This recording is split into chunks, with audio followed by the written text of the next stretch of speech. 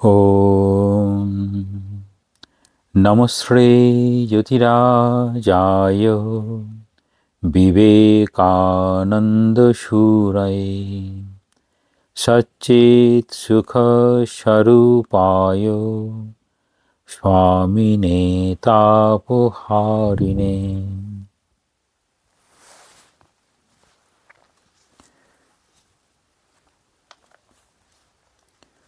স্বামী বিবেকানন্দের দৃষ্টিতে হিন্দু ধর্ম ও বেদান্তের রূপরেখা এই কোর্সে আজকে ভূমিকা দ্বিতীয় ক্লাস। আজকের জন্য বেছে নেওয়া হয়েছে দুটি অংশ।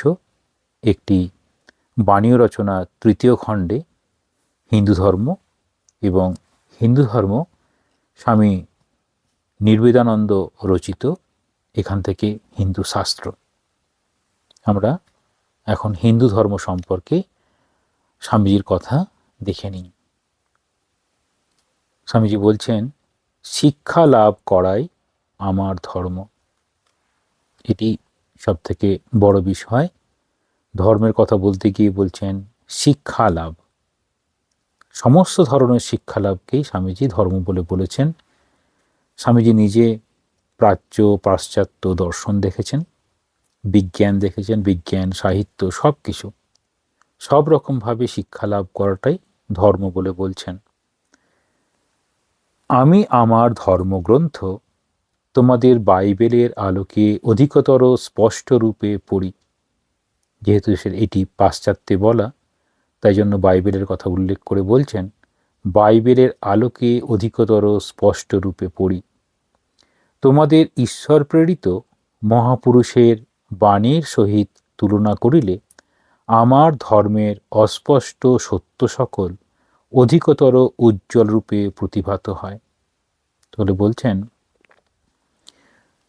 যারা আধ্যাত্মিকতায় একটি চূড়ান্ত স্তরে পৌঁছেছেন তাদের সরাসরি কথাগুলি সেই সময়কার মানুষের জন্য তারা যেরকমভাবে বলে থাকেন, যেমনভাবে ঠাকুর বলছেন সব শেয়ালের একরা, অর্থাৎ প্রত্যেক যারা এই ব্রহ্মকে লাভ করেছেন, এইরকম একটা উচ্চতর সত্যে পৌঁছেছেন, সেই সত্য যেমনভাবে প্রকাশ করেছেন, তাহলে সেটিকে স্বামীজি বলছেন কাদের স্বার্থে বলছেন? যারা বাইবেলের অনুগামী তাদের স্বার্থে বলছেন যে বাইবেলের আলোকে অধিকতর স্পষ্ট রূপে পড়ি। আবার যখন যেরকম মানুষ থাকবেন তখন সেই মানুষের অনুযায়ী স্বামীজি কথাগুলো বলবেন। কিন্তু বলার অর্থ হচ্ছে শিক্ষা লাভ, অর্থাৎ প্রকৃত শিক্ষা আমাদের গ্রহণ করতে হবে। সেই প্রকৃত শিক্ষাটা কীরকম? পরের লাইনেই বলছেন, সত্য চিরকালই সর্বজনীন। তাহলে সত্য, এটি হচ্ছে ধর্ম।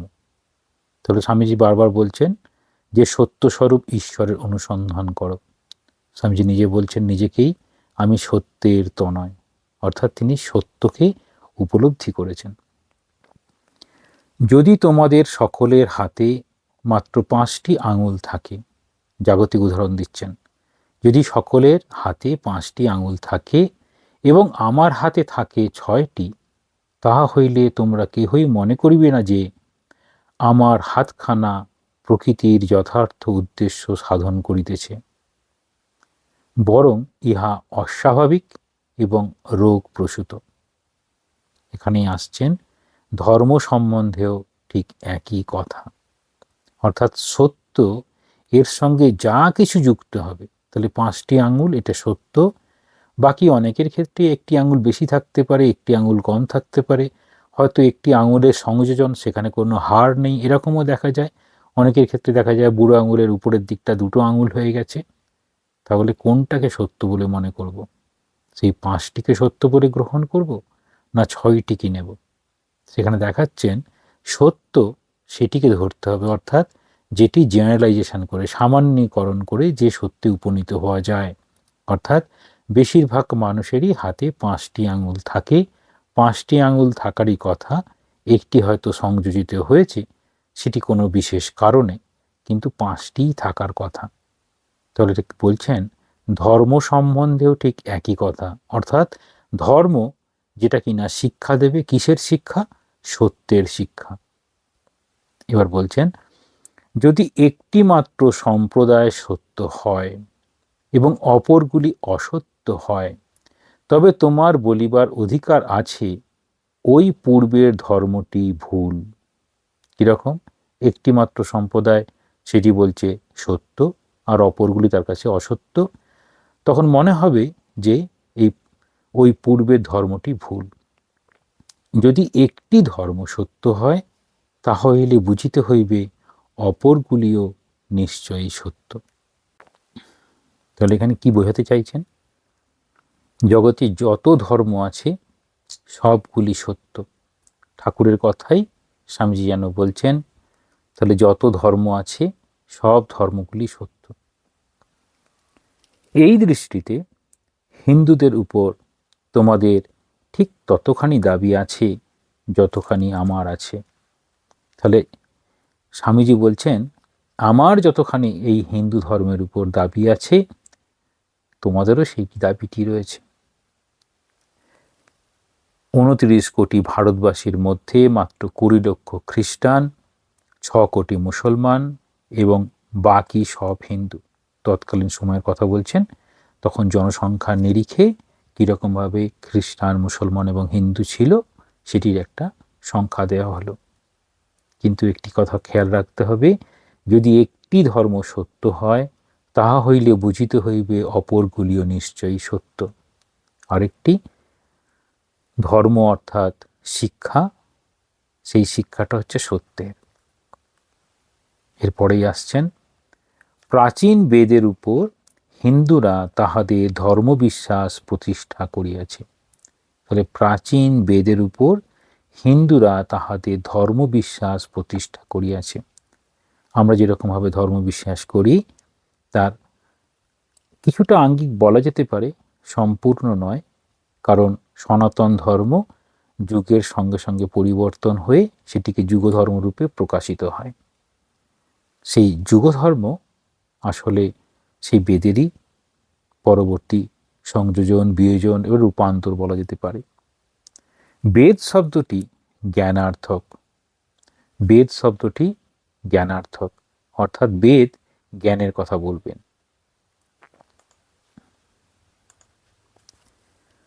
বেদ কিসের বলছেন? বেদ হচ্ছে বিদ ধাতু থেকে উৎপন্ন হয়েছে। বেদ কতকগুলি পুস্তকের সমষ্টি। তাহলে একটি পুস্তক না, কতকগুলি পুস্তকের সমষ্টি। আমাদের মতে ইহাতেই সর্বধর্মের সার নিহিত। তাহলে সেই পুস্তকের মধ্যেই সব ধরনের যেন সার রয়েছে। তবে একথা আমরা বলি না যে সত্য কেবল ইহাতেই নিহিত আছে। তাহলে ওর মধ্যেই কেবল সত্য আছে তা নয়। বেদ আমাদিগকে আত্মার অমরত্ব শিক্ষা দেয়। এখানে এলো বেদের প্রধান শিক্ষা কি না, আত্মার অমরত্ব। তো সেখানেই বলা হয় আমাদের এই শরীর হয়তো নষ্ট হবে, কিন্তু আত্মা অবিনশ্বর, জলেও ভেজে না, আগুনেও পড়ে না, এরকমভাবে বিভিন্ন শ্লোক আছে, শাস্ত্রের কথায় বলা হয়। প্রত্যেক দেশে প্রত্যেক ব্যক্তির অন্তরের স্বাভাবিক আকাঙ্ক্ষা এক স্থায়ী সাম্য অবস্থার সন্ধান করা, যাহা কখনো পরিবর্তিত হয় না। তাহলে প্রত্যেক দেশের প্রত্যেক ব্যক্তির অন্তরে একটা স্বাভাবিক আকাঙ্ক্ষা থাকে, কীরকম? একটা স্থায়ী সাম্য অবস্থার সন্ধান করা, যেটা কখনো পরিবর্তন হয় না প্রত্যেক ব্যক্তির ক্ষেত্রে। সেই জন্য মনে করি আর যাই হোক আমার মৃত্যু হবে না, সামনে দেখছি একজনের মৃত্যু হলো কিন্তু আমি ঠিক বেঁচে থাকবো, আর যেখানে যতই কষ্ট হোক আমার কষ্ট হবে না। সব ব্যক্তিকেন্দ্রিক হয়ে আমার যেন একটা সাম্যাবস্থা আনার চেষ্টা করছে, সেরকম মনে একটা দৃঢ় ভাব যেন প্রতিষ্ঠিত হয়ে যায়। তারপর যখন বয়সটা খুব বেড়ে যায়, শরীরটা ঠিক অপারক হয়, তখন মনে করি না এই শরীরটাও বুঝি চলে যাবে, কিন্তু দীর্ঘদিন এই ধারণাটা থাকে। প্রকৃতিতে আমরা ইহার সাক্ষাৎ পাই না। এবার বলছেন এইটা কি হয়, সাম্য অবস্থার সন্ধান করা, কিন্তু প্রকৃতিতে আমরা ইহার সাক্ষাৎ পাই না, কারণ সমগ্র বিশ্ব এক অসীম পরিবর্তনের সমষ্টি ব্যতীত কিছুই নয়। তাহলে এই জগৎ সংসার সেটা কি? এই বিশ্ব অসীম পরিবর্তনের সমষ্টি। তাহলে বারবার পরিবর্তন হচ্ছে, সকালে সূর্য উঠলো, সন্ধ্যায় অস্ত গেল, জোয়ার হলো, ভাঁটা হলো, এই বৃষ্টি হলো, আবার শুকিয়ে গেল, ছোট বীজ থেকে গাছ হলো, গাছ আবার মরে গেল। তাহলে ঠিক সেরকম দিন রাত এরকম হয়, আমরা জগতে আসি, জগৎ থেকে বিদায় নিই, এই হচ্ছে পরিবর্তনের সমষ্টি। তাহলে এই পরিবর্তনের সমষ্টিতে এই সাম্য অবস্থা কোথায়? সাম্য অবস্থা খুঁজে পাওয়া যাচ্ছে না। কিন্তু ইহা হইতে যদি এইরূপ অনুমান করা হয় যে এই জগতে অপরিবর্তনীয় কিছুই নাই, তবে আমরা হীনযান বৌদ্ধ এবং চার্বাকদের ভ্রমে পতিত হইব। তাহলে নিয়ে আসছেন এই জগতের এই যে অপরিবর্তনীয় বলে কিছু নেই, জগৎ জড় পদার্থের এই জগৎ পরিবর্তনশীল, এই পরিবর্তনটাই হতে থাকবে, সেখানে অপরিবর্তনীয় কিছু নেই। যদি এরকম ধরা হয় তাহলে হীনযান বৌদ্ধদের মত অনুযায়ী বা চার্বাকদের মত অনুযায়ী আমরা ভুল করব। কি ভুল সেটি বলছেন।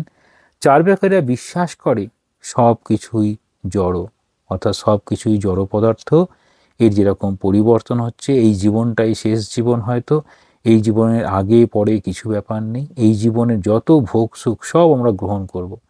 সে কারণে চার্বাকদের একটি কথা প্রায়ই ব্যবহার হয় যে ঋতম কৃত্বা ঘৃতম পিবেত যাবৎ জীবেত সুখম জীবেত, মানে ঋণ করে হলেও ঘি খাও, মানে ঘি খাওয়ার মানে আরো ভালো মন্দ খাওয়া দাওয়া করো, আর যতদিন বাঁচো সুখে বাঁচো। তাহলে সেখানে বলছেন মন বলিয়া কিছুই নাই, ধর্মমাত্রই প্রবঞ্চনা। তাহলে জড়জগতের মধ্যে যারা থাকে বা জড়ভাবাপন্ন যারা থাকেন তারা বলেন মন বলিয়া কিছুই নাই, ধর্মমাত্রই প্রবঞ্চনা এবং নৈতিকতা ও সততা অপ্রয়োজনীয় কুসংস্কার। তাহলে কি আসছে না, চরম বিভ্রান্তির মধ্যে পড়তে হয়। এই জগৎটাই তার কাছেই যেন সুখের জগৎ, সব কিছুর বিনিময়ে যেন সুখ কামনা করাই শেষ কথা। সেজন্য বলছেন মন বলিয়া কিছুই নাই। তাহলে আমরা মননশীল বলে মানুষ, সেখানে মন বলেই কিছু নেই। ধর্মমাত্রই প্রবঞ্চনা, মানে মিথ্যা প্রবঞ্চনার মধ্যে দিয়ে চলেছে, এবং নৈতিকতা ও সততা অপ্রয়োজনীয়। কিন্তু ধর্মের প্রথমেই আসবে নৈতিকতা, সততা, এসব বিশেষ গুণ। এবার আসছেন বেদান্ত দর্শন শিক্ষা। তাহলে বেদান্ত দর্শন শিক্ষা দেয় মানুষ পঞ্চ ইন্দ্রিয়ের মধ্যেই আবদ্ধ নয়। তাহলে আমরা দেখছি পঞ্চ ইন্দ্রিয়ের মধ্যেই আমরা যেন আবদ্ধ, আমাদের চোখ দেখে, মুখ কথা বলে, নাক গন্ধ শোকে, এইরকম কান তার শোনে, তাহলে দেখা শোনা স্পর্শ করা যা কিছু আছে সব পঞ্চ ইন্দ্রিয়ের মধ্যে যেন আবদ্ধ। কিন্তু বেদান্ত দর্শন বলছেন না, পঞ্চ ইন্দ্রিয়ের মধ্যে মানুষ আবদ্ধ নয়, ইন্দ্রিয় বর্গই বর্তমানই জানিতে পারে। তাহলে ইন্দ্রিয়গুলো বর্তমানটা জানতে পারে, মানে এখনই যেটি হচ্ছে, যখনই সেটিকে মনে রাখা হলো, মনে রাখলাম অর্থাৎ অতীতে কোনো ঘটনা ঘটেছে মনে রাখলাম, ভবিষ্যতে কিছু হতে পারে অনুমান করলাম। তাহলে ভবিষ্যৎ বা অতীত পারে না কোনটা, না ইন্দ্রিয় সরাসরি পারছে না, তার স্মৃতিশক্তি, অনুমান করার শক্তি, এগুলো সরাসরি আর ইন্দ্রিয়গুলো করতে পারে না। কিন্তু এই বর্তমান যেহেতু অতীত ও ভবিষ্যতের সাক্ষ্য দেয়, তাহলে বর্তমান বর্তমান বলবে অতীতে মেঘ করেছিল, বর্তমানে দেখছি বৃষ্টি হয়েছে, আবার বলছে না দেখেছিলাম বৃষ্টি হয়েছে তাই মাটিটা ভিজে আছে। তাহলে অতীত, বর্তমান আর ভবিষ্যৎ একটার সঙ্গে একটা যেন কার্যকারণ সম্পর্কের অধীনে সম্পর্কযুক্ত। ওই তিনটি যেহেতু কালের বিভিন্ন নির্দেশ মাত্র, তাহলে তিনটি কাল অতীত, বর্তমান, ভবিষ্যৎ, কারণ এবং কার্য, এর পরম্পরা দেখে যেহেতু আমরা বুঝতে পারি, সেজন্য বলা হচ্ছে বিভিন্ন কালের নির্দেশ দিচ্ছে। অতএব যদি ইন্দ্রিয়াতীত, তাহলে আমাদের ইন্দ্রিয়ের অতীত ইন্দ্রিয়াতীত, কালও নিরপেক্ষ, এবং অতীত ভবিষ্যৎ ও বর্তমানের ঐক্য বিধানকারী কোনো সত্তা না থাকে, তাহা হইলে বর্তমানও অজ্ঞাতই থাকিয়া যাইবে। তাহলে বলছেন এই যে তিনটি কালেই আছে এমন কিছু যা এই ইন্দ্রিয়ের অতীত, যা এই অতীত ভবিষ্যৎ বর্তমানেরও কাল সাপেক্ষে নয়, তখন তিনটিতেই ঐক্য বিধানকারী কোনো সত্তা যদি না থাকে, তাহলে বর্তমানও অজ্ঞাতই থাকিয়া যাইবে। তাহলে বর্তমান থাকার জন্য এই যে অনুমান করা, এটিকে যদি আমরা এরকমভাবে দেখি আমি জাগ্রত অবস্থায় যা কিছু দেখছি, চোখ কান সব কিছু কাজ করছে, কর্মেন্দ্রিয় জ্ঞানেন্দ্রিয় কাজ করছে। যখন আমি স্বপ্নে আছি, স্বপ্নের জগতে তারা কাজ করছে না। আর যখন ঘুমিয়ে গেলাম, সেটাকে সুষুপ্তি বলা হয়, ঘুমিয়ে গেলাম, তখন এই মনটাও আর কাজ করছে না। বলছেন তখনও একজন সাক্ষী রূপে থাকে। ঘুম থেকে ওঠার পরে আমরা যখন বলতে পারি আমরা খুব সুন্দর ঘুমাচ্ছিলাম, তাহলে ওটা যেন কেউ দেখছিল, সাক্ষী। ওই সাক্ষী অবস্থাটাকে বলা হচ্ছে তিনি সর্ব অবস্থায় থাকে। ঠিক সেই রকম এই থাকে, কোনো একটা সত্তা থাকে, ঐক্য বিধানকারী সত্তা। তিনি তিনটি কালেতেই ছিলেন, অতীতেও ছিলেন, ভবিষ্যতেও থাকবেন, বর্তমানেও আছেন। এবারে প্রসঙ্গ চেঞ্জ করে বলছেন স্বাধীন কে। তাহলে আমরা সবসময় কি ভাবি, আমরা কি স্বাধীন না আমরা পরাধীন? আমাদের মনে হয় খোলা আকাশে পাখিগুলো উড়ে বেড়াচ্ছে, তারা বুঝি স্বাধীন। আবার খাঁচায় ভরে দিলে তারাই পরাধীন হয়ে যায়। আবার খাঁচাটা যদি খুব বড় হয়ে যায়, পাখিটা বুঝতেই পারে না আমি খাঁচার মধ্যে আছি। তাহলে এইরকম স্বাধীন আর পরাধীন বিষয়টা, তাহলে স্বাধীনটা সত্যি কি? বলছেন দেহ স্বাধীন নয়। কেন দেহটা স্বাধীন নয়? মন যেমন বলছে তেমন করে দেহটা। মন কি করে? বুদ্ধির সঙ্গে পরামর্শ করে কি করা উচিত কি করা উচিত নয়। তা বুদ্ধি একটা পরামর্শ দিয়ে বললে এটা করো, তখন একটা সিদ্ধান্ত নিয়ে কাজটা করলো। তাহলে এই দেহটা কিছুতেই স্বাধীন হতে পারছে না, নিজে নিজে কিছু করতে পারছে না, কারণ ইহা বাহ্য বিষয়ের উপর নির্ভর করে। মনও স্বাধীন নয়, কারণ যে চিন্তারাশি দ্বারা ইহা গঠিত তাহাও অপর এক কারণের কার্য। তবে যেন কার্য কারণ সেটা একটার সঙ্গে একটা যেন যুক্ত হয়ে থাকে, সেই জন্য দেহটা স্বাধীন নয়। মনকে বলা হচ্ছে মনটাও স্বাধীন নয়, চিন্তাকে বলা হচ্ছে চিন্তাটাও স্বাধীন নয়। সব যেন কার্য কারণ এই সম্পর্কের অধীনে রয়েছে। বলেই বলছেন আমাদের আত্মাই স্বাধীন। তাহলে আত্মা স্বাধীন কীরকম? এই উদাহরণটা এরকম ভাবতে পারি, একটা বাড়ির সিঁড়ির কাছে একটা আলো রয়েছে, সেই আলোটা এমনি জ্বলছে। কেউ এলো গেল, সেখানে বাড়ির মানুষ এলো, তাতেও কিছু বলে না। কোনো চোর ঢুকলো তাতেও কিছু বলে না। বাড়িতে একটা কুকুর ঢুকলো তাতেও কিছু বলে না। ওই যে একটা রয়েছে আলোর মতো, সে আলোটা যেন সবসময় রয়েছে, সেটি যেন ওই আত্মার মতো। তার উপর বিভিন্ন আসা যাওয়া, বিভিন্ন প্রতিক্রিয়া হওয়া, সেটি কিন্তু ওই সাক্ষী স্বরূপ হয়ে রয়েছে। এটা হচ্ছে আত্মা। সে কিন্তু কোনো কারোর সঙ্গে যুক্ত হচ্ছে না, এই জন্য সেটা হচ্ছে স্বাধীন। আমরা মনে করতে পারি অনন্ত নীল আকাশ, সেটি স্বাধীন। কখনো মেঘ এসে বৃষ্টি হলো, তখন মেঘ এলো, অন্ধকার হলো, তাহলে আকাশে কি মেঘটা লেগে থাকলো? না, যেন মনে হচ্ছে লেগে আছে, এইরকম একটা ব্যাপার, কিন্তু লেগে নেই। কারণ মেঘ যখন চলে যাবে তখন সেই নীল আকাশ, ওই নীল আকাশটার মতো এই অনন্ত তার স্বরূপ, সেটি হচ্ছে আত্মা। বেদ বলেন সমগ্র বিশ্ব স্বাধীনতা ও পরাধীনতা, মুক্তি ও দাসত্বের মিশ্রণের প্রস্তুত। বেদ কি দেয়? জ্ঞান দেয়, শিক্ষা দেয়। বেদ ধাতু থেকে এসেছে। সে কি বলছেন? বেদ বলছেন এই যে সমগ্র বিশ্ব যা দেখছি, কার্য কারণ, ক্রিয়া প্রতিক্রিয়া, অতীত বর্তমান ভবিষ্যৎ নিয়ে তার পরিবর্তন, এই সমগ্র বিশ্বের স্বাধীনতা পরাধীনতা। কেউ স্বাধীনতায় রয়েছে, সে হয়তো শাসন করছে, রাজা হচ্ছে স্বাধীন, প্রজারা হচ্ছে তার অধীনে আছে পরাধীন, এরকম মনে করা হচ্ছে। তাহলে স্বাধীনতা পরাধীনতা, মুক্তি ও দাসত্বের মিশ্রণে প্রস্তুত। কখনো কখনো আমি নিজেকেই মনে করি আমি স্বাধীন, আবার পরক্ষণেই মনে করছি না আমি তো পরাধীন। তারা বলছেন এই মুক্তি আর এই দাসত্ব যেন এই মিশ্রণের মধ্যে দিয়ে যেন প্রস্তুত হয়েছে। কিন্তু এই সকল দ্বন্দ্বের মধ্যেও সেই মুক্ত নিত্য শুদ্ধ পূর্ণ পবিত্র আত্মা প্রকাশিত আছেন। আত্মা স্বরূপ নিত্য শুদ্ধ বুদ্ধ মুক্ত সত্য স্বভাব পরমানন্দ অনন্ত অদ্বয়ম, এইরকম তার স্বভাব। এ হচ্ছে আত্মা। কীরকম বলছেন? এই যে দ্বন্দ্ব, কখনো মুক্তি কখনো দাসত্ব, তাহলে কখনো যেন মুক্তির মধ্যে আছে, কখনো যেন বন্ধনের মধ্যে আছে, এই দ্বন্দ্ব তার মধ্যেও আত্মা নিজেকে প্রকাশ করছেন। ইহা যদি স্বাধীন হয় তাহা হইলে ইহার ধ্বংস সম্ভব নয়। তাহলে যখন কেউ স্বাধীন হবে তাকে কেউ ধ্বংস করতে পারবে না, কারণ মৃত্যু একটা পরিবর্তন। মৃত্যু একটা পরিবর্তন, অর্থাৎ জন্ম হলো, বেশ কিছুদিন পৃথিবীতে থাকা, আর মৃত্যু যেন এই আবার একটি পরিবর্তন, তারপর আবার একটি জন্ম। তাহলে মাঝখানের একটা সময়, সেটা হচ্ছে আমাদের জীবন, সেই জন্য বলছেন মৃত্যু একটা পরিবর্তন এবং একটা বিশেষ অবস্থা সাপেক্ষ। তাহলে একটা বিশেষ অবস্থায় আমাদের মৃত্যু হয়। প্রকৃত মৃত্যু কীরকম? না, যখন আমাদের আত্মা যখন পরমাত্মার সঙ্গে মিলন হয় তখন প্রকৃত মৃত্যু হয়, আর ফিরে আসা নেই। আত্মা যদি স্বাধীন হয় ইহাকে পূর্ণ হইতেই হইবে।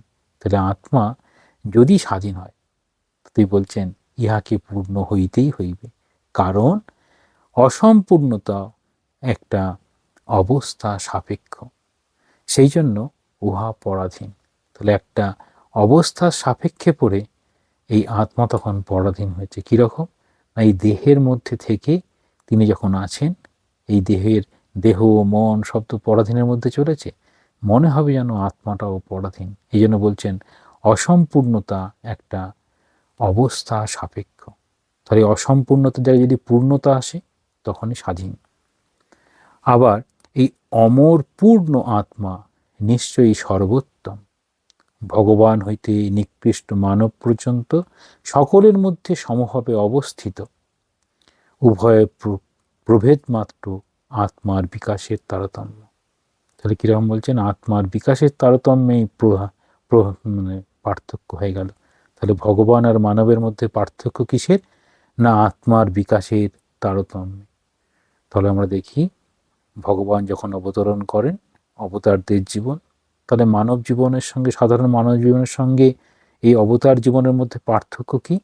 না, অবতারের মধ্যে এই আত্মার পূর্ণ বিকাশ আর আমাদের মধ্যে সামান্য বিকাশ। স্বামী যেটাকে বলছেন খুব সুন্দর, সমুদ্রে মাঝে মাঝে বাবেলগুলো তৈরি হয়, উপরে ঠেকিয়ে ফেটে যাওয়ারে সেখান থেকে ঢেউ তৈরি হয়। বলছেন সাধারণ মানুষ হচ্ছে ছোট ছোট বাবেল, আর এই বড় বড় বাবেলগুলো হচ্ছে এই অবতার। তাহলে ভগবানের সঙ্গে আমাদের পার্থক্য, সেটাই বলছেন এই আত্মার বিকাশের তারতম্য। কিন্তু আত্মা শরীর ধারণ করে কেন? এবার চলে এলেন আত্মাটা শরীর ধারণ কেন করে। আমরা এই জন্মগ্রহণ করলাম, আত্মাটা শরীর ধারণ করলো কেন? যে কারণে আমি আয়না ব্যবহার করি নিজের মুখ দেখিবার জন্য।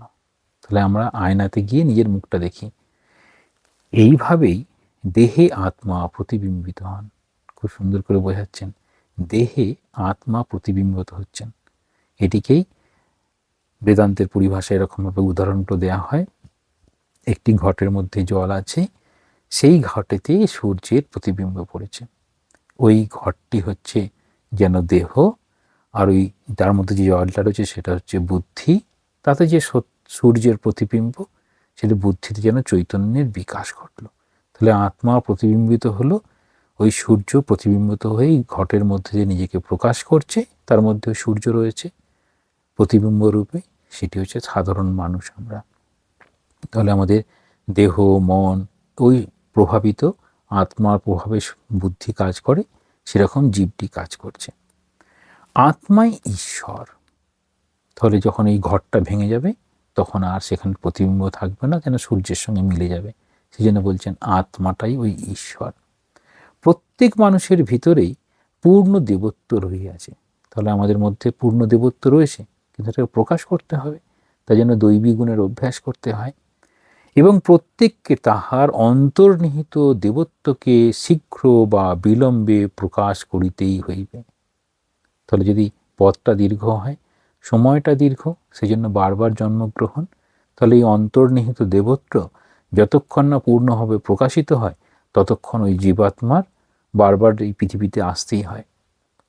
যদি আমি কোনো অন্ধকার গৃহে থাকি, সহস্র অনুযোগেও ঘর আলোকিত হইবে না, আমাকে দীপ জ্বালতেই হইবে। একই রকমভাবে বেদান্তের পরিভাষায় বলা হয়, কেবল ওষুধ বললে পরে রোগ সারে না, ওষুধ খেলে পরে রোগ সারে। একই রকমভাবে এখানে উদাহরণ দেয়া হলো যে ঘরের অন্ধকার ঘর, সেখানে সবাইকে বলছি ঘরটা কি অন্ধকার, ঘরটা কি অন্ধকার, তাহলে কি ঘরটা আলো হয়ে যাবে? না, তাহলে আমাকে যদি আলোটা নিয়ে আসতে হবে।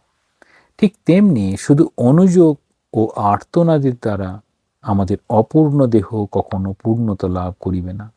তাহলে আমরা যেটা করি, আমার এই দাও ওই দাও এরকম করে যে চাওয়া পাওয়ার ধর্মের মধ্যে আমরা রয়েছি, দেবতা বিশেষের কাছে নিজেরাই কেবলমাত্র প্রার্থনা করি নিজেদের কোনটা আমার নেই সেটি পেতে হবে। সেই জন্য আমরা অনুযোগ করি, অভিযোগ করি, আর্তনাদ করি। এসবের মধ্যে দিয়ে আমাদের অপূর্ণ দেহ কখনো পূর্ণতা লাভ করিবে না। কিন্তু বেদান্ত কি শিক্ষা দিচ্ছে? তোমার আত্মার শক্তিকে উদ্বোধিত করো, নিজ দেবত্ব প্রকাশিত করো। তাহলে আমাদের যে মধ্যে যে দেবত্ব রয়েছে সেই দেবত্বকে প্রকাশ করতে হবে। তোমরা তোমার বালক বালিকাদের শিক্ষা দাও যে তাহারা দেবতা, ধর্ম অস্থিমূলক, নাস্তিমূলক ব্যাতুলতা নয়। পীড়নের ফলে ক্রন্দনের আশ্রয় লওয়াকে ধর্ম বলে না, ধর্ম বিস্তার ও প্রকাশ। তো ধর্ম কোনটাকে প্রকাশ করে, কিসের বিস্তার ঘটায়?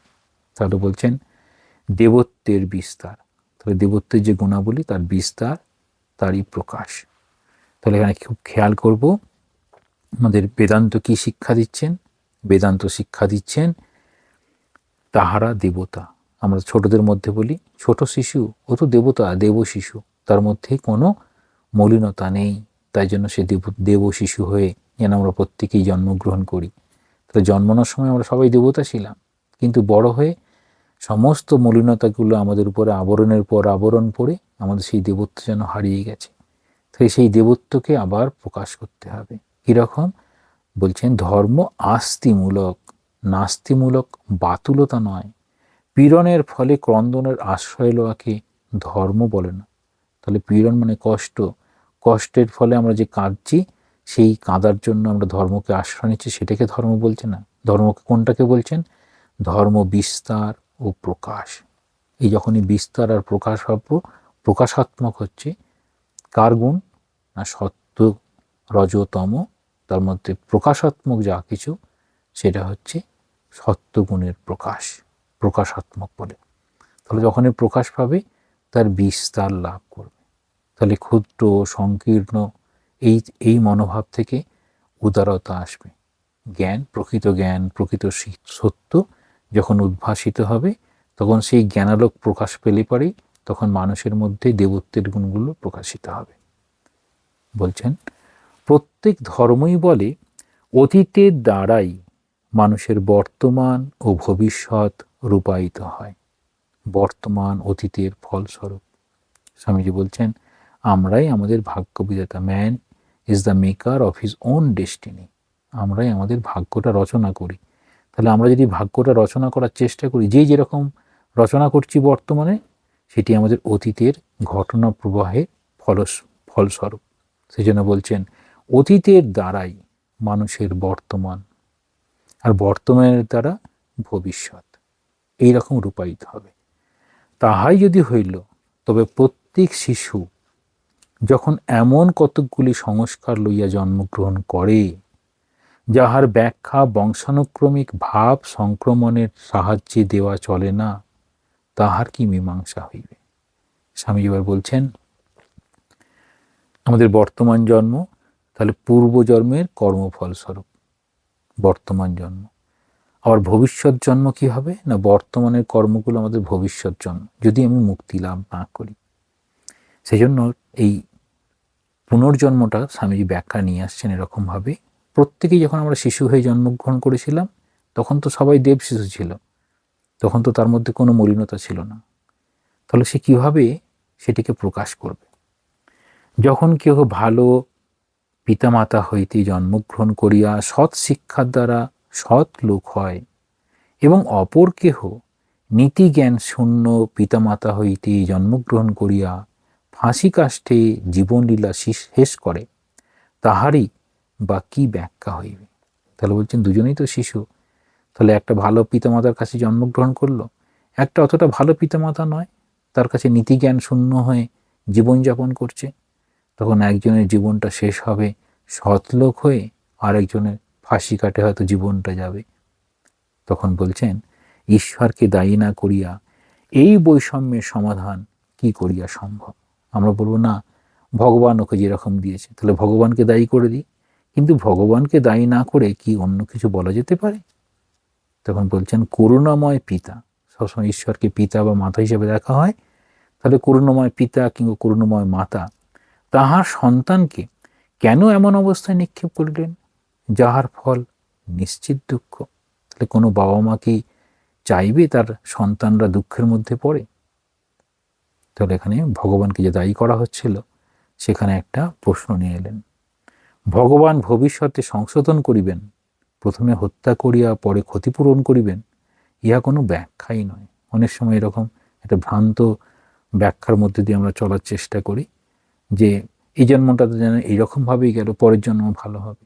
না, পরের জন্ম ভালো হওয়ার জন্য এই জন্মে চেষ্টা করতে হবে। আবার ইহাই যদি আমার প্রথম জন্ম হয়, তবে আমার মুক্তির কি হইবে? মনে করলাম আমার এটা প্রথম জন্ম, তাহলে আমার মুক্তির কি হবে? পূর্বজন্মের সংস্কার বর্জিত হইয়া সংসারে আগমন করিলে স্বাধীনতা বলিয়া আর কিছুই থাকে না, কারণ আমার পথ তখন অপরের অভিজ্ঞতার দ্বারা নির্দেশিত হইবে।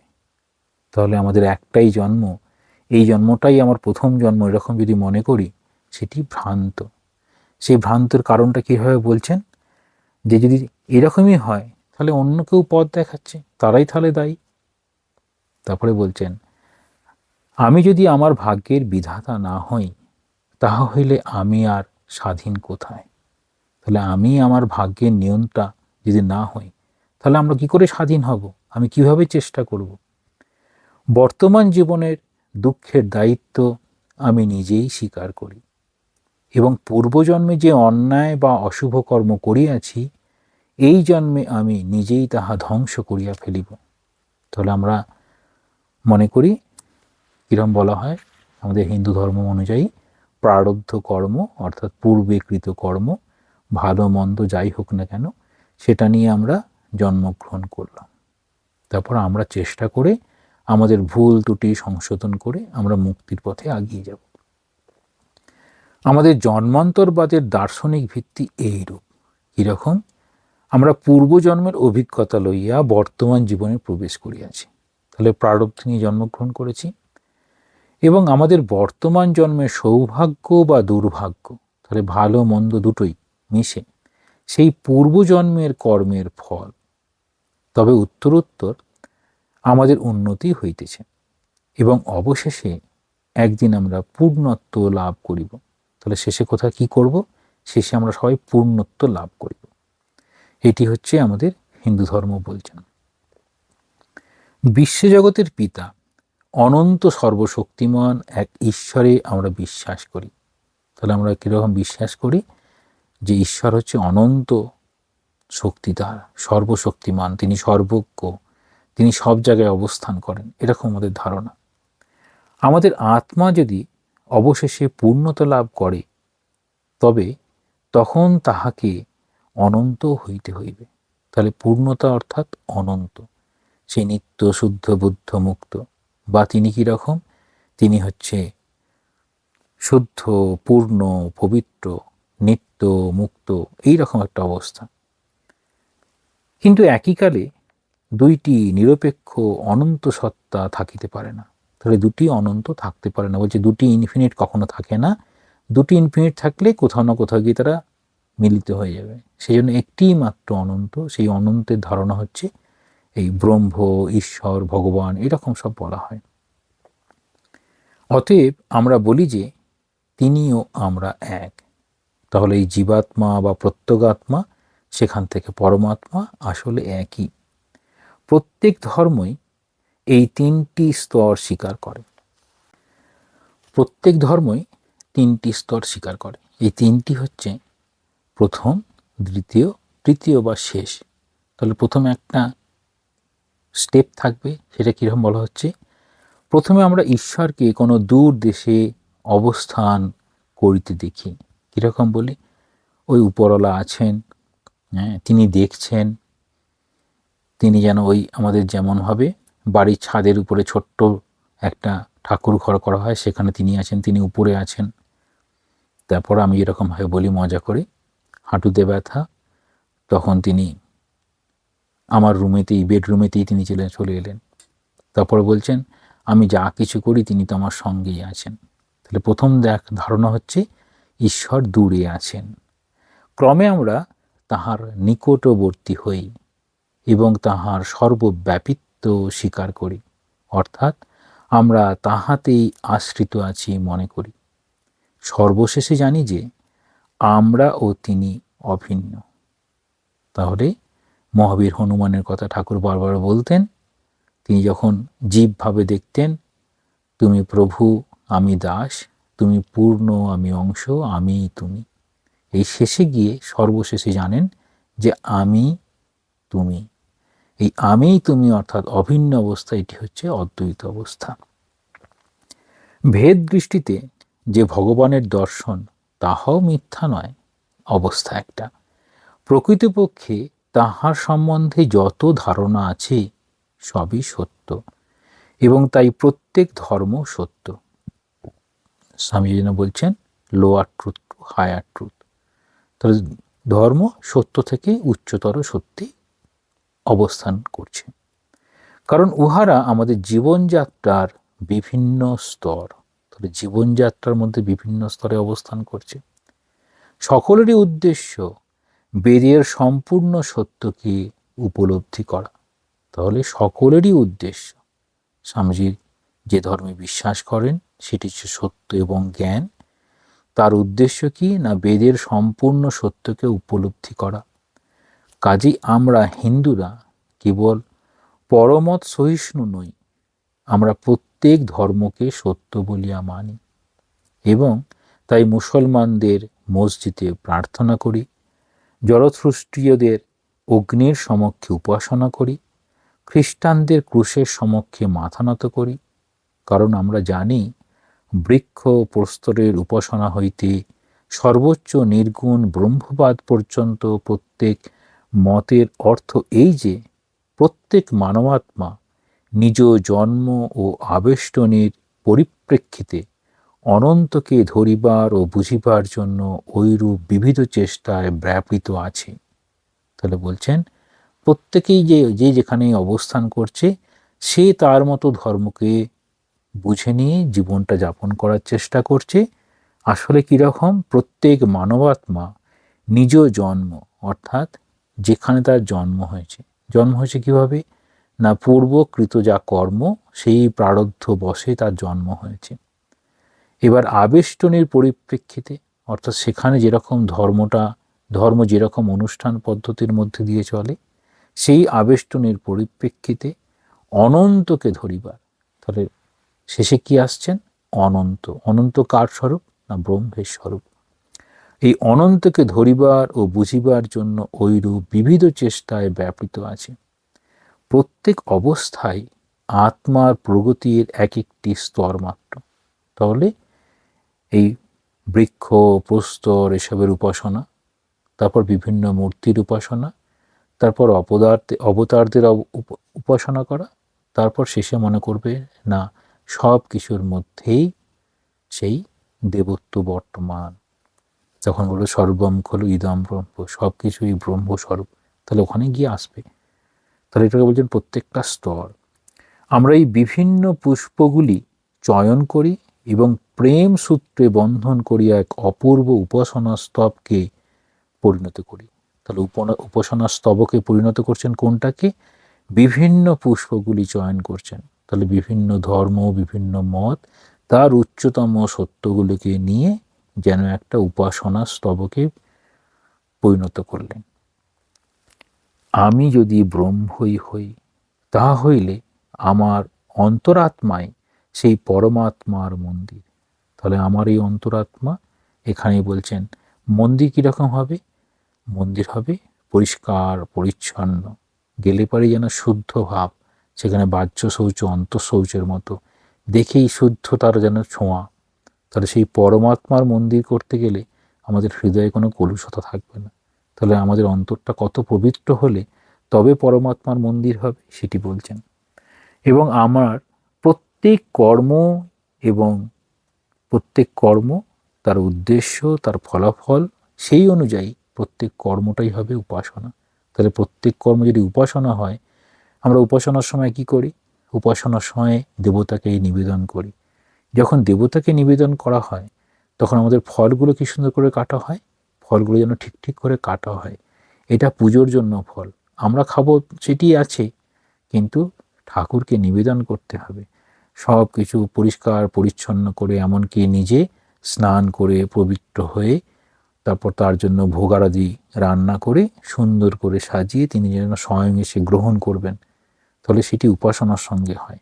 তাহলে কর্ম, তাহলে এখানেই বলবেন প্রত্যেক কর্ম, প্রত্যেকের যে কর্তব্য কর্ম আছে, তাহলে যিনি শিক্ষক হবেন তিনি সুন্দর করে পড়াবেন, যিনি কৃষক হবেন সুন্দরভাবে চাষ করবেন, যিনি বাড়ির কোনো কর্ম করবেন সব কিছু নিখুঁত পরিপাটি করে স্বার্থ শূন্য হয়ে ভগবানের উপাসনা করছেন এরকম ভাবনা নিয়ে যেন কাজ করবেন। সেজন্য বলছেন প্রত্যেক কর্মই তাহার উপাসনা হওয়া উচিত।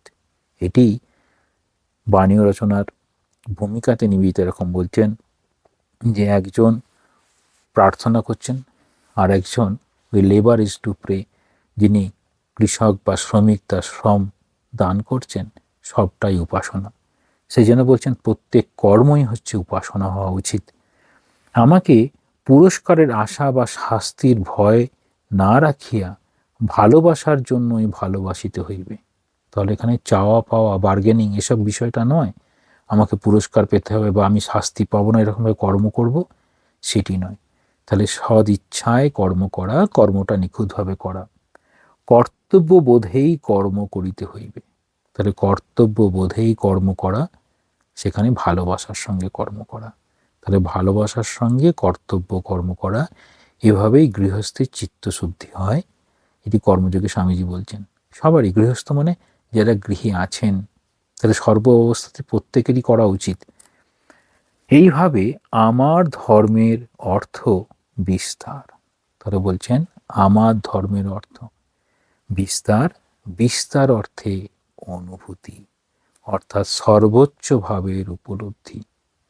তাহলে সর্বোচ্চ যে ভাব, যে দেবতা সর্ব জায়গায় রয়েছেন, প্রথমে তিনি উপরে রয়েছেন, দূর দেশে আছেন, ক্রমে তিনি কাছাকাছি এলেন, তারপর আমিই তিনি, এই যে উপলব্ধি স্তরে আসছেন, সেই উপলব্ধি স্তরে এসে বলছেন ভালোবাসার জন্যই ভালোবাসিতে হয়। বিস্তার অর্থে অনুভূতি, সর্বোচ্চ ভাবের উপলব্ধি বলেই বলছেন বিড় করিয়া কতকগুলি শব্দ উচ্চারণ করা বা হাঁটু গড়ার ভঙ্গিমা নয়। এই উত্তম ব্রহ্ম সদ্ভাব, অর্থাৎ ওই ভাবটিতে পৌঁছাতে হবে। মানুষকে দেবত্ব লাভ করিতে হইবে। তাহলে দৈবী গুণগুলোকে, দেবতার পূজা করা অর্থাৎ তার গুণগুলোকে আমি যেন গ্রহণ করতে পারি। তাহলে মানুষকে দেবত্ব লাভ করিতে হইবে, প্রতিদিন অধিক হইতে অধিকতর রূপে সেই দেবত্বের উপলব্ধি করিতে করিতে অনন্ত প্রগতির পথে চলিতে হইবে। তাহলে স্বামীজির এই সত্যকে শিক্ষা করা, যেটির কথা বলছেন শিক্ষা লাভ করাই আমার ধর্ম, সেটি হচ্ছে সত্য। কোন সত্য? না, ভগবান সর্বস্তরে সব স্থানে তিনি রয়েছেন, তার অর্থ হচ্ছে বিস্তার অনুভব। সেই অনুভবের জন্য বলছেন কীরকম? ভালোবাসার জন্যই ভালোবাসিতে হইবে, কর্তব্য বোধেই কর্ম করিতে হইবে। তাহলে এইরকমভাবে আমাদের অতীত, বর্তমান, ভবিষ্যৎ, সেখানে পুনর্জন্মের ধারণা, সংক্ষেপে আমাদের হিন্দু ধর্ম ঠিক কী চায় সেটি বোঝালেন। এবার আমরা দেখব এই হিন্দু ধর্ম বোঝানোর জন্য আমাদের কত রকম শাস্ত্র ভারতবর্ষে এসেছে, সেই শাস্ত্রগুলোর আলোকেই যেন এই হিন্দু ধর্ম নিজেকে প্রকাশ করছেন। তবে সেই শাস্ত্রগুলো এখানে অল্প অল্প একটু পরিচয় দেখব। হিন্দু ধর্ম স্বামী নির্বেদানন্দ রচিত এখানে হিন্দু শাস্ত্র, সেখানে বলছেন স্বামীজি ওখানে দিয়েছেন সত্য, এখানে ঠিক একই রকম বলছেন সত্য দ্রষ্টা হিন্দু ঋষিদের বাণী মূর্ত হইয়াছে হিন্দু ধর্মে। তাহলে হিন্দু ধর্মে কি রয়েছে? না, হিন্দু ঋষিদের সত্য দ্রষ্ট, তারা সত্যকে দর্শন করেছিলেন, তারপর সেটা তারা যেমনভাবে লিপিবদ্ধ করেছেন, সেরকম অনেক শাস্ত্র আছে। তার প্রতিপাদ্য বিষয় কি? প্রতিপাদ্য বিষয় হচ্ছে ঈশ্বর কে, কোথায় থাকেন, দেখিতে কিরূপ, তাহার সহিত আমাদের কি সম্বন্ধ, তাহাকে জানিবার প্রয়োজন কি, তাহাকে লাভ করার উপায় বা কি, এই সব বিষয় নিয়ে আমাদের এই হিন্দু ধর্মের শাস্ত্রগুলো। তখন বলছেন তাহলে কি কি করতে হবে, কি কি করতে হবে না, যখনই কর্মের কথা বলা হবে, কোনটি নিষিদ্ধ কর্ম আর কোনটি কাম্য কর্ম, কোনটি আমি করব, কোনটা করব না। তারপর কাম্যকর্মের মধ্যে কোনটা নিত্যকর্ম, কোনটা নিত্য নৈমিত্তিক কর্ম, তারপর নিত্য নৈমিত্তিক কর্মের অবান্তর ফল, তারপরে আসবে আমাদের শ্রদ্ধা, তারপর আসবে সমাধান, কি করতে হবে, কি করলে আমাদের এই ধর্মীয় দিকে আগাতে পারবো, ওখানে সমাধান সেখান থেকে বলা হয়। ঠিক সেই রকমভাবেই এই শাস্ত্রীয় উপদেশ, বিভিন্ন উপদেশ, সেইগুলি এই হাজার হাজার বৎসর ধরিয়া হিন্দুগণ ধর্মের পথে চলিয়া আসিতেছেন। তাহলে যা কিছু করছেন সেটা অনুষ্ঠানমূলক ধর্ম হতে পারে, দর্শন ভিত্তিক কিংবা পৌরাণিক। এইসব ঘটনাগুলো কীরকম বলছেন, দীর্ঘ সময়ের মধ্যে অসংখ্য ধর্মপিপাসু ব্যক্তি শ্রী ভগবানের দর্শন পাইয়া ধন্য হইয়াছেন, তাহাদের অনেকে আবার ঈশ্বর লাভের নূতন নূতন পথের সন্ধান দিয়া গিয়াছেন। তাহলে ঈশ্বর কিভাবে লাভ করতে হবে, সেখানে ভক্তিযোগ, কর্মযোগ, জ্ঞানযোগ, রাজযোগ, কত কিছু বলেছেন। তাহলে এই আমাদের পুণ্যভূমি ভারতবর্ষে এইরূপে বহু সাধন পথের আবিষ্কার হইয়াছে। তাহলে বহু সাধন পথ হলো। তাহলে ঈশ্বরকে কিভাবে পাওয়া যায়, তাকে দেখতে পাওয়া যায় কিভাবে, জানবো কিভাবে, তার উপায় কি? তাহলে যত যত এরকম অবতার এসেছেন, আচার্যরা এসেছেন, তারা একটা একটা নিজেদের মতো তারা যেভাবে জ্ঞান লাভ করেছেন, তাদের অনুগামীরা তাদের গুরুকে অনুসরণ করেছে।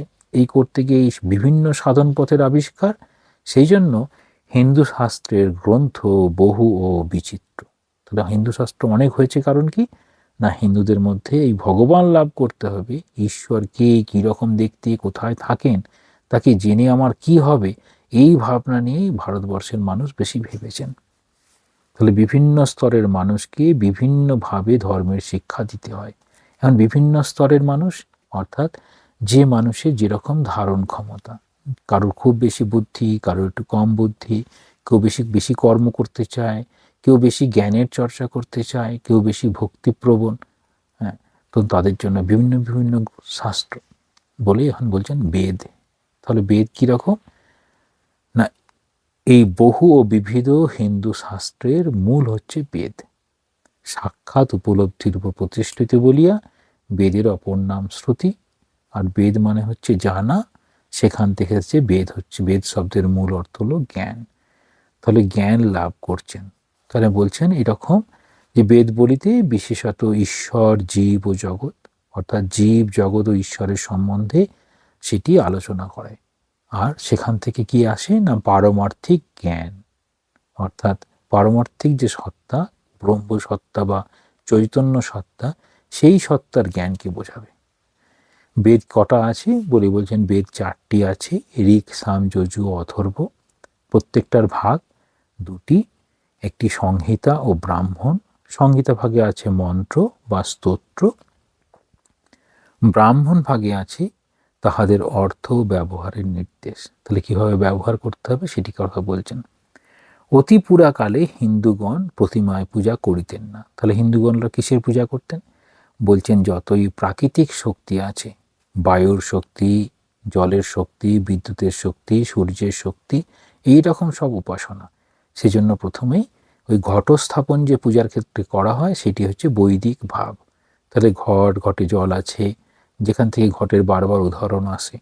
তাহলে প্রতিমায় পূজা হতো না, সেখানে মন্ত্র উচ্চারণ করিয়া অগ্নিতে আহুতি দেওয়া হতো। তাহলে এটি আগের দিন বলা হলো কি করে এই অগ্নি কি করে পূজার স্থান পেল।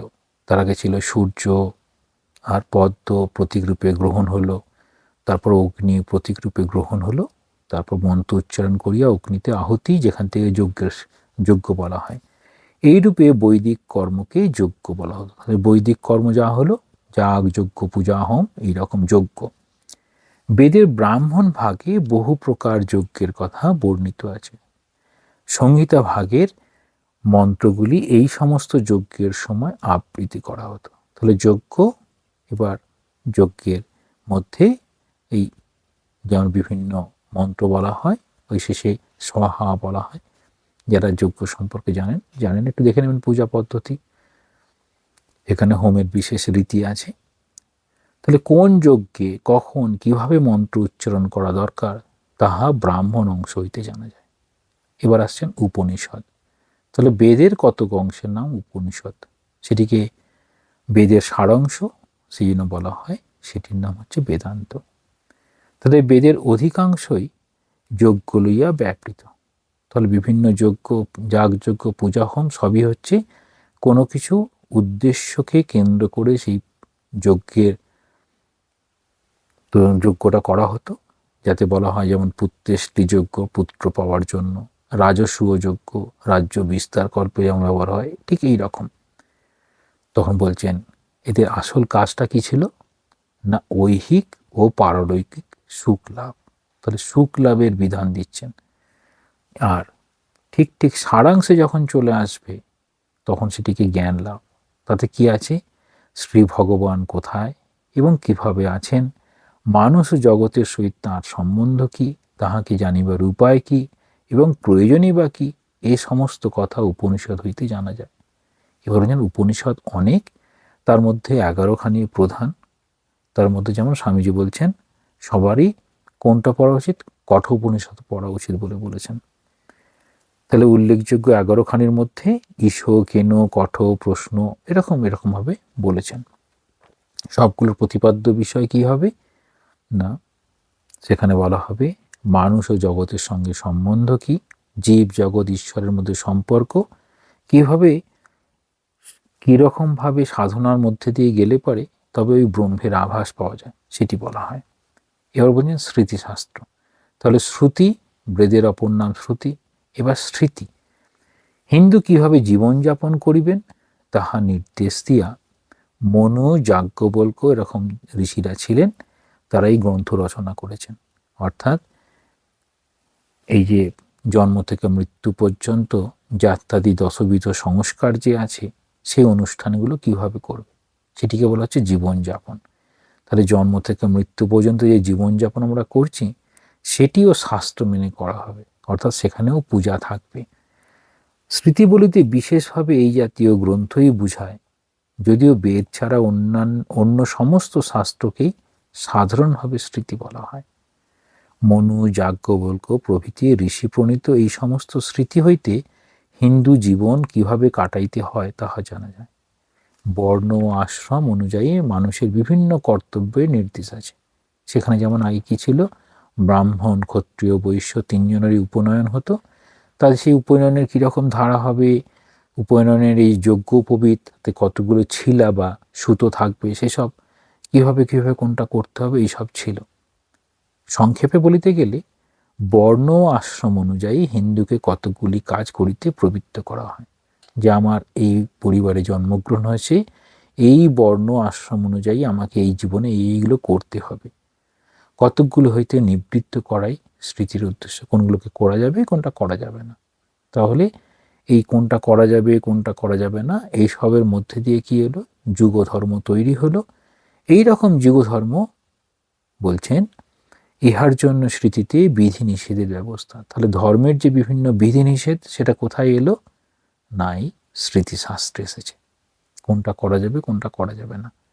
মন ক্রমশ পবিত্র করিয়া মানুষকে পূর্ণতার দিকে ধাপে ধাপে আগাইয়া দেওয়াই এই স্মৃতিগুলির একমাত্র লক্ষ্য। পরের দিকে বলছেন মনুর অনেক পরে রঘুনন্দনের স্মৃতি রচিত হয় এবং তাহাও কেবল বাঙালি হিন্দু সমাজের জন্যই। বর্তমান হিন্দু সমাজ শেষ স্মৃতিকারের সমাজ হইতে অনেক দূরে সরিয়ে আসিয়াছে। তাহলে বলছেন এই রঘুনন্দনের স্মৃতি থেকে আমাদের হিন্দু সমাজ অনেক দূরে সরে এসেছে, তাই মনে হয় নূতন করিয়া স্মৃতি রচনার সময় উপস্থিত।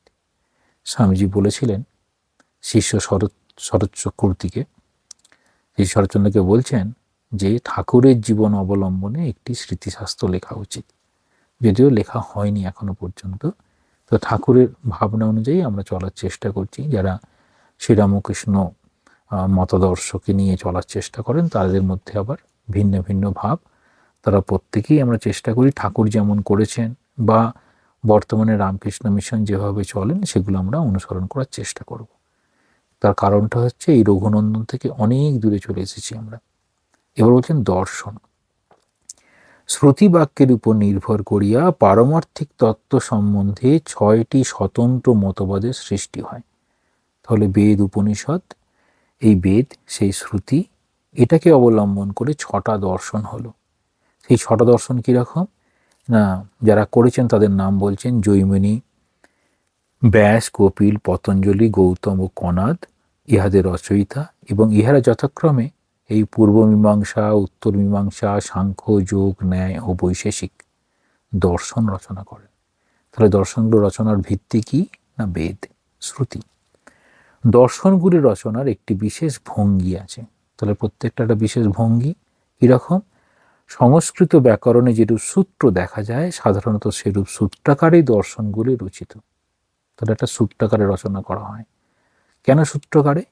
না, সূত্রকারে লিখলে সেটির ব্যাখ্যা সম্ভব, কিন্তু সূত্রাকারটা প্রথমে যদি বিস্তৃতি লাভ করে তখন তো শুনে শুনেই মনে রাখা এইরকমভাবে আমাদের যেরকম বই পড়ার অভ্যাস সেরকম নয়, গুরু মুখে শুনে শিষ্যরা মনে রাখত।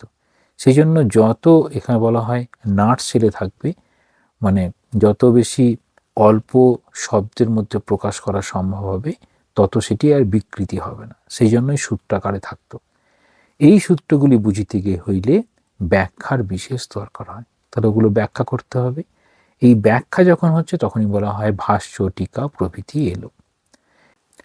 এই দর্শনগুলির মধ্যে পূর্ব মীমাংসা বেদের কর্মকাণ্ড এবং উত্তর মীমাংসায় জ্ঞানকাণ্ড বিষয়ে আলোচনা আছে। তাহলে কি বলছেন যে এই যে দর্শনগুলি আছে, দর্শনগুলির মধ্যে পূর্ব মীমাংসায় বেদের কর্মকাণ্ড আর উত্তর মীমাংসায় জ্ঞানকাণ্ড। তাহলে কর্মকাণ্ড যখনই হবে সেখানে যেন সেই সময় যাগযজ্ঞ এইসব নিয়ে বিশেষ আলোচনা, আর যখন ঈশ্বরীয় তত্ত্ব, ব্রহ্মতত্ত্ব, এটি যেন জ্ঞানকাণ্ডের বিষয়।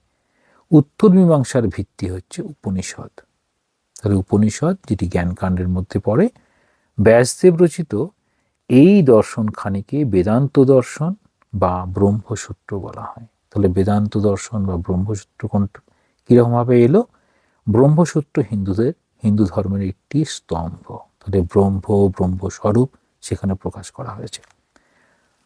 তাহলে যখনই এরপর আসবে দ্বৈত, অদ্বৈত, বিশিষ্টাদ্বৈত, সেটি এইখান থেকে শুরু হবে। এবার বলছেন পুরাণ।